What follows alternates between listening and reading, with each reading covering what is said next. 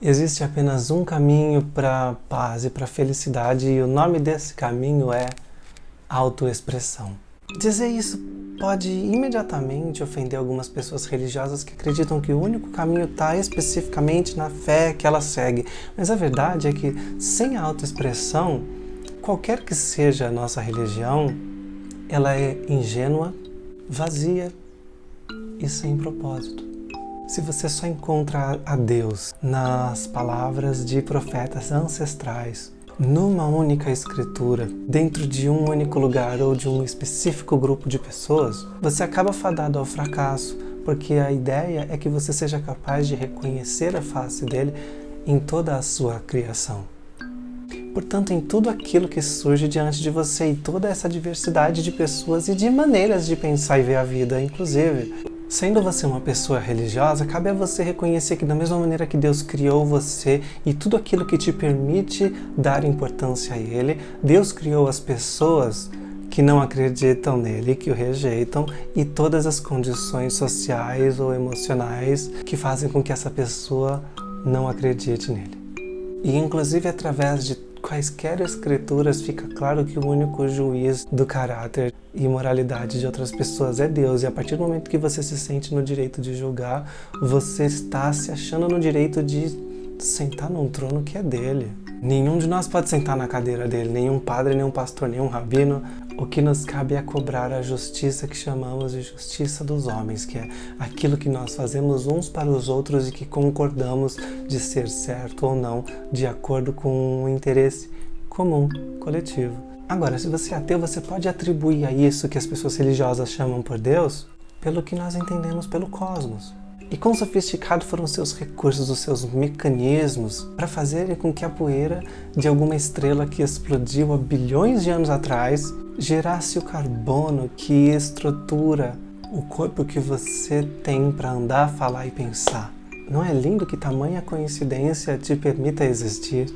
E que essa mesma coincidência que deu vida para você, que pensa como pensa, permitiu que as pessoas que atribuam a ela o nome de Deus também existissem e, portanto, reverenciar as leis da física e a natureza cósmica te obriga a reconhecer que também as pessoas que a reverenciam dentro de um aspecto espiritual sejam igualmente respeitáveis. Elas são tão obras desse acaso quanto você. Não é lindo que o planeta tenha se formado por bilhões de anos acumulando a água de milhões, bilhões, centenas de bilhões, sei lá, de meteoros que caíram, de cometas, trazendo as águas, trazendo os nutrientes que formam a vida e toda essa variedade biológica que a gente celebra e tem aprendido a proteger e defender e preservar dia após dia. As mesmas forças universais que criaram tudo aquilo que você aprecia e defende, criaram tudo aquilo que você julga feio no mundo. Criaram o ser humano e todas as suas camadas e comportamentos. Ah, tá bom, mas o que isso tem a ver com autoexpressão? Tudo, meus amigos, tudo.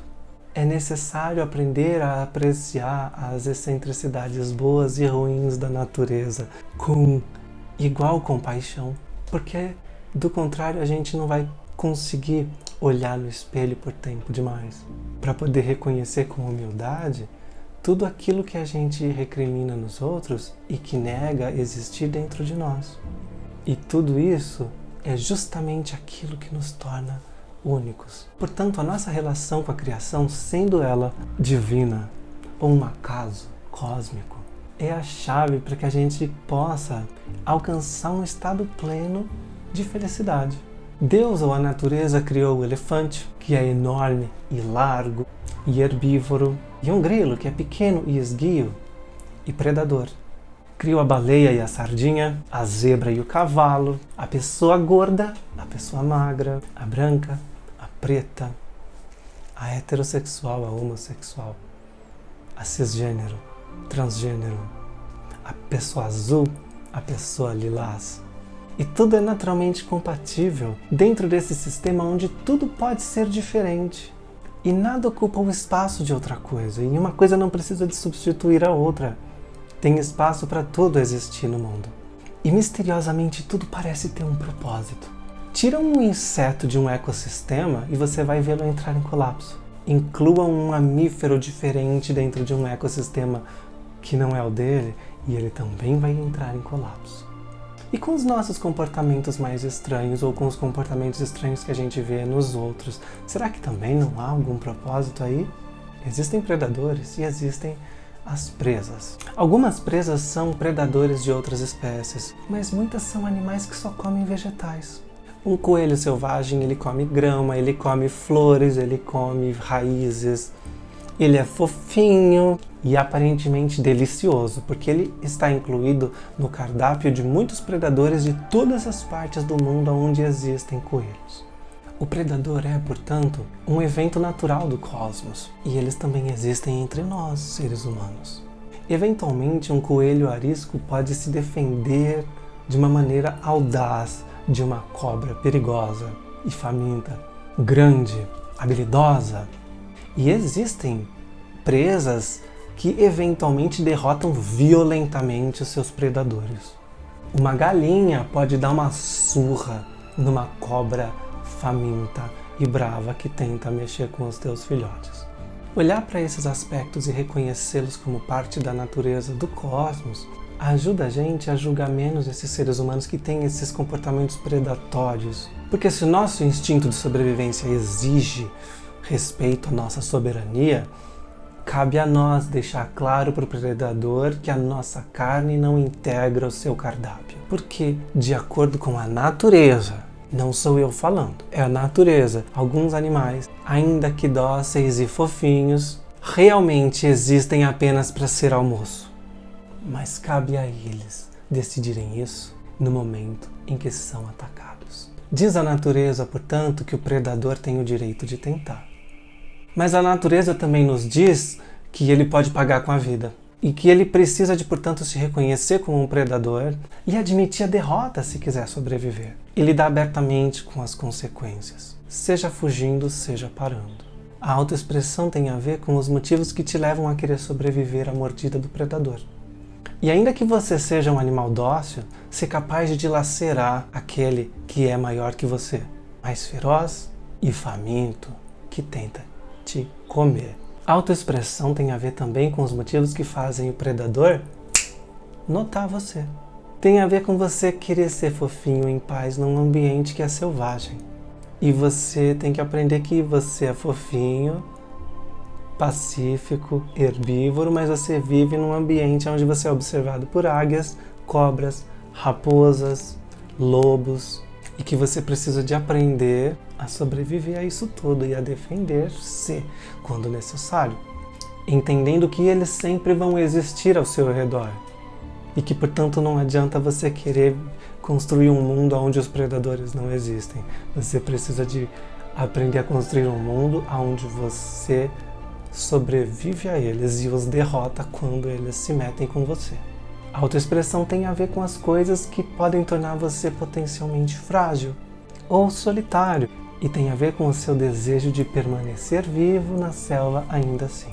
Não tem autoexpressão, por exemplo, o coelho que reivindica que nenhuma cobra tente comê-lo. A cobra não é má, a cobra só está fazendo cobrice. Tem autoexpressão o coelho que quando a cobra tenta comer ele, ele dá uma surra na cobra. E eles existem e são muitos. Tem autoexpressão, por exemplo, aquela coelha preta que entrou num ônibus de coelho branco, cansada de um longo dia de trabalho, e aí ela sentou no banco e os coelhos brancos ficaram indignados, porque num ônibus de coelho branco, um coelho preto não pode sentar? Ah, querido, eu tô cansada, eu vou ficar sentada assim. Hashtag, eles que lutem. Perde a expressão no momento que diz que não vai lutar porque a cobra é má e ele não, e que, portanto, você acha que a natureza tem que se submeter simplesmente à sua vontade sem que você faça nenhum esforço para dizer para a natureza por que a sua soberania merece ser respeitada. É a natureza que nos diz isso, não eu. A cobra não é má. A cobra é carnívora e o coelho é feito de carne. Se o coelho é herbívoro, meu amor, isso é um problema dele. Porque a cobra não é, ela tá com fome e ela chegou. E cabe a ele deixar claro para a cobra que ele não é carne, mas um coelho. Senhor Coelho para você. E que ele gosta da vida que tem. que ele gosta de estar vivo e que ele pretende estar vivo amanhã nesse mesmo horário. Ele não tem que, apesar de herbívoro, comer a cobra. Mas se for necessário, ele mata a cobra sim. É a vida dele ou da cobra.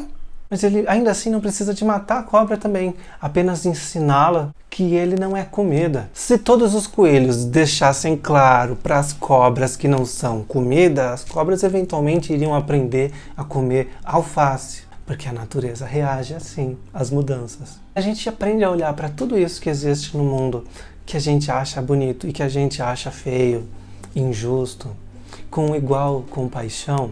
E aí eu volto pro começo do vídeo. Fica mais fácil a gente olhar para dentro sem se sentir constrangido com as nossas próprias sombras. Porque a gente não julga dos outros, então a gente não tem medo que as nossas sombras sejam julgadas também.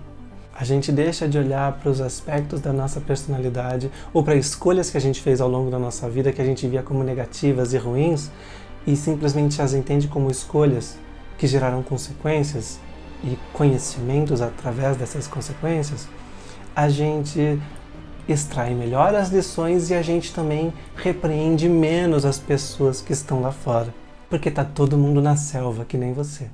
Por exemplo, uma pessoa que possa ter tido problemas com drogas ou com promiscuidade, e aí a pessoa sossegou na vida, arrumou juízo, vamos dizer assim. Aí a pessoa fica falando mal de quem tá lá, porque eu deixei essa vida, e fica recriminando as pessoas que ainda vivem aquela vida. Um dia você foi essas pessoas, portanto, da mesma forma como você conseguiu despertar, as outras pessoas eventualmente vão também, tomara que consigam.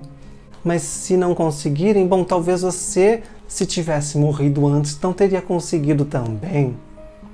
Cabe a você julgar alguém que comete um erro que você deixou de cometer? Quando a gente julga alguém por cometer um erro que a gente cometeu um dia e deixou de cometer, eu sinto muito dizer isso, mas a gente não é a metade da pessoa que a gente pensa ser. Ainda tem bem mais conversa, mas já dá pra você deixar uma curtida no vídeo aqui e já pensar no que você vai falar a respeito disso nos comentários. E se inscreve no canal pra me ajudar. Saber que a natureza é esse diamante lindo, lapidado com tantos lados diferentes, é o que nos ajuda a nos enxergar da mesma forma. E quando você não reprime, não recrimina, não nega e não esconde essa infinidade de lados que você tem em você, é quando surge a autoexpressão. E nesse dia, quando você diz que você acredita em Deus, você acredita de verdade. Quando você diz que você não acredita em Deus, você não acredita de verdade. Porque um ateu sem autoexpressão é só uma pessoa chata, pirracenta, querendo tratar como ridículo os paradigmas e os preceitos e conceitos de seus ancestrais que de alguma forma agrediram essa pessoa e que ela não sabe como lidar com esses sentimentos e precisa de ficar. E a mesma coisa a pessoa religiosa que fica enchendo o saco de quem não é. Compartilha esse vídeo com todo mundo que você conhece. Dá uma força aqui pro meu canal. Qual é a sua sombra? Quais são os aspectos seus que você encontra dificuldade em lidar e que tem medo de ser julgado, exposto? Qual é a sua sombra? Comenta aqui embaixo. Vamos conversar. Eu sou o Alex Pedro e esse foi o Papo com um Amigo Canceriano. Eu vou ficando por aqui.